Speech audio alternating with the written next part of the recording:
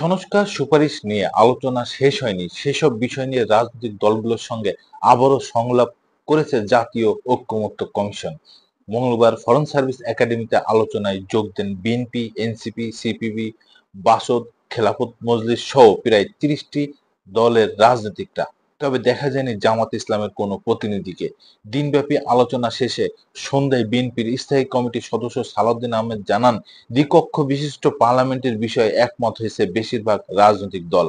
এদিকে প্রধান উপদেষ্টা ও ঐকমত্য কমিশনের কার্যক্রম বিএনপির দিকে ঝুঁকে যাওয়ার অভিযোগ করে জাতীয় ঐকমত্য কমিশনের নিরপেক্ষতা নিয়ে প্রশ্ন তুলেছে এনসিপি ও গণ অধিকার পরিষদ।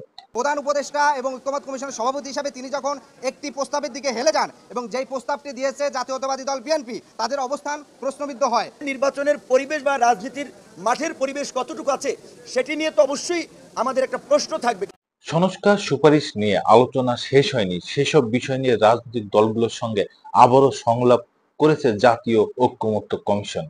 মঙ্গলবার ফরেন সার্ভিস একাডেমিতে আলোচনায় যোগ দেন BNP, NCP, CPB, Basad, Khelafat Majlis সহ প্রায় ৩০টি দলের রাজনীতিকরা। তবে দেখা যায়নি জামাত ইসলামের কোনো প্রতিনিধিকে। দিনব্যাপী আলোচনা শেষে সন্ধ্যায় বিএনপির স্থায়ী কমিটির সদস্য সালাউদ্দিন আহমেদ জানান, দ্বিকক্ষ বিশিষ্ট পার্লামেন্টের বিষয়ে একমত হয়েছে বেশিরভাগ রাজনৈতিক দল। এদিকে প্রধান উপদেষ্টা ও ঐকমত্য কমিশনের কার্যক্রম বিএনপির দিকে ঝুঁকে যাওয়ার অভিযোগ করে জাতীয় ঐকমত্য কমিশনের নিরপেক্ষতা নিয়ে প্রশ্ন তুলেছে এনসিপি ও গণ অধিকার পরিষদ।